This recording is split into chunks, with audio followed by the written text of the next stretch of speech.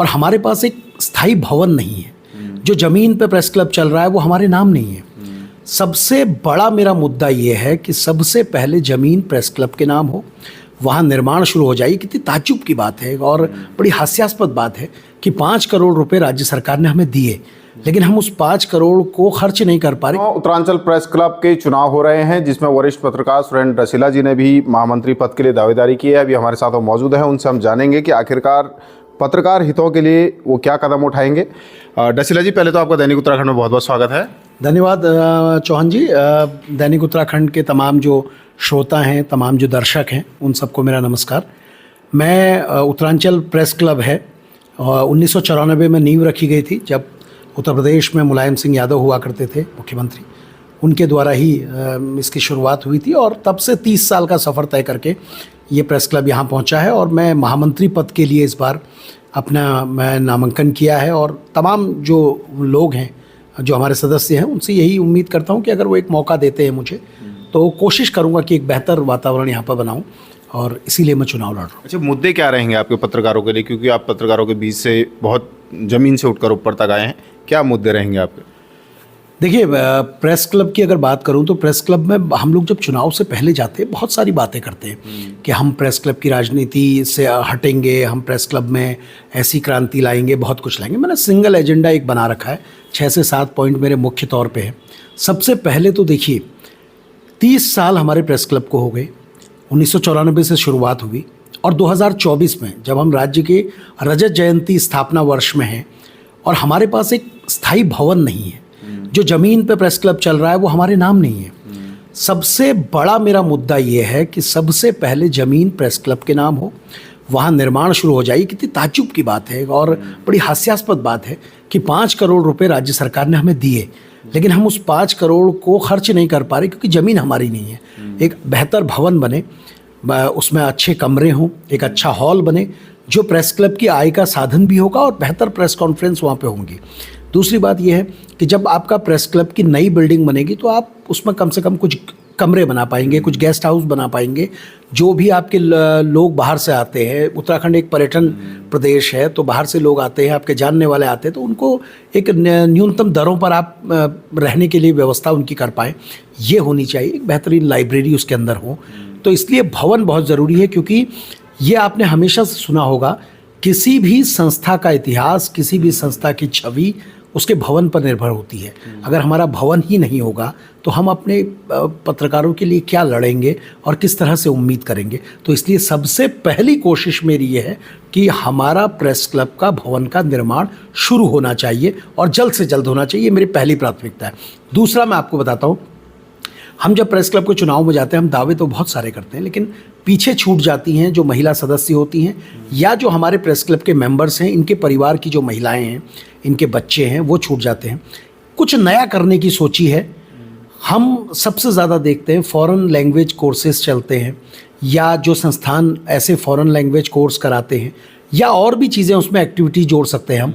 क्या सिनेमा से रिलेटेड हो, आर्ट एंड कल्चर से रिलेटेड हो, कैमरा में अगर कोई जानना चाहता है, कोई कुछ करना चाहता है, तो महिलाओं के लिए, बच्चियों के लिए, जो सदस्य उनके परिवार के लोगों के लिए, इस तरह के कुछ एक्टिविटीज़ जोड़ने का मेरा मन है कि इस तरह की चीज़ें करूँगा और ये सबके सहयोग से हो पाएगा। और इसके लिए किसी संस्थान से अगर MOU करना पड़ा तो वो भी करेंगे।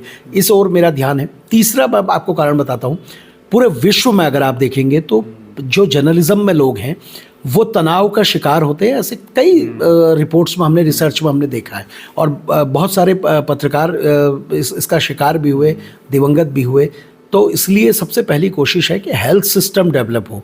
उसके लिए हम हेल्थ कैंप लगाते हैं तो विशेषज्ञ ज़्यादा हों, बेहतर विशेषज्ञ हों, और ख़ास तौर पे जो महिलाओं के लिए है। तो आज की डेट में अगर आप देखें तो सबसे ज़्यादा अगर कोई परेशान होता है, सबसे ज़्यादा कोई हमारी पत्रकारिता की वजह से हमारे घर के लोग परेशान होते हैं, तो उनके लिए एक बेहतर स्वास्थ्य सिस्टम हो, इस पर काम करने की कोशिश होगी।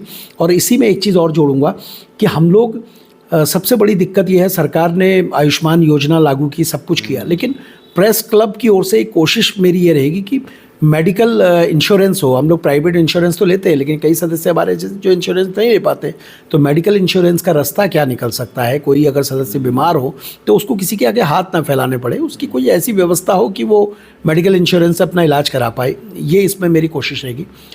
एक बात मेरी ये ज़रूर है कि स्पोर्ट्स एक्टिविटीज़ हमारी बहुत होती है और क्रिकेट हमारा सबसे बड़ा टूर्नामेंट है। बाकी भी हमारे यहाँ शूटिंग चैंपियनशिप होती है, फुटबॉल हम लोग खेलते हैं, एक आध साल से हम लोग नहीं कर पा रहे, कैरम की प्रतियोगिता है, बहुत सारी है।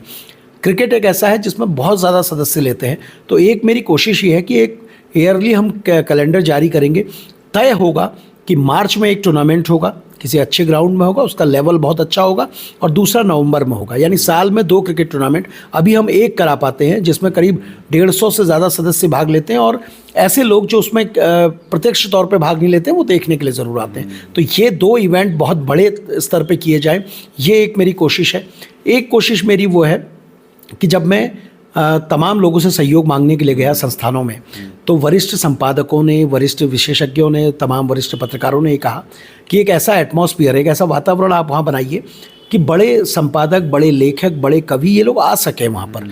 और इस तरह की चीज़ें हमारी बहुत कम हो रही हैं कि जो नए जर्नलिज्म के बच्चे हैं वो क्या सीखेंगे। अगर वह संस्थानों के संपादक आएंगे तो अपने अनुभव बताएंगे, देश के किन किन राज्यों में उन्होंने सेवाएं दी, कैसे वो लोग सेवाएं दे रहे हैं, किस तरह से उन्होंने काम किया, चैलेंजेस क्या आते हैं, कभी कौन सी ऐसी चुनौतियां होती हैं जिसमें आपको बड़ी दिक्कत होती है काम करने में। तो ये सारे अनुभव बच्चे सीख पाएंगे। तो एक मेरी ये कोशिश है। और एक बात मैं आपसे कहूँगा कि जो मैंने एक प्लान किया है, अगर मैं जीतता हूं, अगर मेरे को तमाम लोगों का सहयोग मिलता है, तो मेरी एक कोशिश है कि 1 महीने के भीतर सबसे पहले जो प्रेस क्लब का हॉल है, इसका साउंड सिस्टम बेहतर किया जाए। इसमें इको की प्रॉब्लम है, हम क्योंकि टीवी के लोग हैं तो हमें ज़्यादा चीज़ों से रूबरू होते हैं। साउंड सिस्टम, एक बेहतर साउंड सिस्टम होना चाहिए। जब आपका वक्ता जो बोल रहा है उसको श्रोता सुन ही नहीं पा रहा है तो हम उसमें रिएक्शन कैसे देंगे। तो एक बेहतर साउंड सिस्टम वहाँ पर हो और हाईली इक्विप्ड हो। और इस पर कई चीज़ों पर मेरी बात भी हुई। अगर मौका मिलेगा तो मैं इसको सबसे पहले 1 महीने के भीतर इसको बदलने की पूरी मेरी सबसे पहले तैयारी है। तो ये तमाम चीज़ें हैं जिनको लेकर मैं कोशिश कर रहा हूं कि इन मुद्दों पर मैं जाऊंगा, और बाकी तमाम जो सदस्य हैं उनका सहयोग मिलता रहेगा, उनके सुझाव मिलते रहेंगे, तो उस पर आगे काम करने की कोशिश है। अच्छा, क्या अपील करेंगे अपने साथियों से? जिस तरीके से आपने अपने मुद्दे गिनाए, उसका सहयोग के लिए क्या अपील करना चाह रहे हैं? देखिए, उत्तरांचल प्रेस क्लब के तमाम सदस्य, बहुत सारे लोग उसमें वरिष्ठ हैं, कुछ साथी हैं और कुछ जूनियर्स भी हैं। आप सबसे मैं यही उम्मीद चाह रहा हूं कि आप लोग अगर सहयोग करते हैं तो हम एक प्रेस क्लब को बेहतर बनाने की कोशिश करेंगे।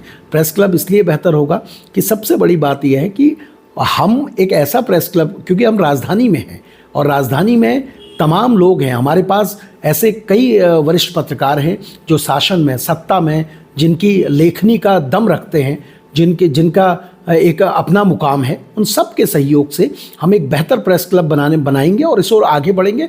और तमाम लोग जो हैं उनके सुझावों से, ऐसा नहीं है कोई हमारे खिलाफ लड़ रहा है तो हम उनके सुझाव नहीं लेंगे। अगर मौका मिला हम उन सब लोगों के सुझाव लेंगे और सबको एक साथ लेकर चलकर इस उत्तरांचल प्रेस क्लब के लिए एक बेहतर काम हो सके, इस पर काम करेंगे। Thank you. दैनिक तौर से बात करने के लिए बहुत बहुत जी, नमस्कार चौहान जी। ये थे हमारे साथ सुरेंद्र रसीला जी हैं, फील्ड में रिपोर्टिंग करते हैं। तो उनका साफ कहना है कि जो फील्ड के पत्रकार हैं उनको किस तरीके से सम्मान दिलाया जाए, उनके परिवारों को किस तरीके से आत्मनिर्भर बनाया जाए, उनको सहयोग किया जाए। जो पत्रकार साथी हमारे तनाव में रहते हैं उनके लिए वो काम करने के लिए करेंगे। और साथ ही उनका कहना है कि जिस प्रेस क्लब के चुनाव हो रहे हैं, जिस प्रेस क्लब में चुनाव हो रहे हैं, उस प्रेस क्लब की जो बिल्डिंग है उसको भव्य और दिव्य वो बनाएंगे, और जो प्रेस क्लब की ज़मीन है उसको भी प्रेस क्लब के वो नाम कराएंगे। इस तरीके के तमाम जो पत्रकार हितों को लेकर वो इस चुनाव में उतरे हैं, उनका अपने साथियों को सहयोग की अपील भी है कि अगर वो उनको अपना मत देते हैं और वो जीत दर्ज करते हैं तो जो फील्ड के पत्रकार हैं, जो पत्रकार साथी हैं, उनके हितों के लिए वो काम करेंगे। देहरादून से दैनिक उत्तराखंड के लिए मनोज चौहान।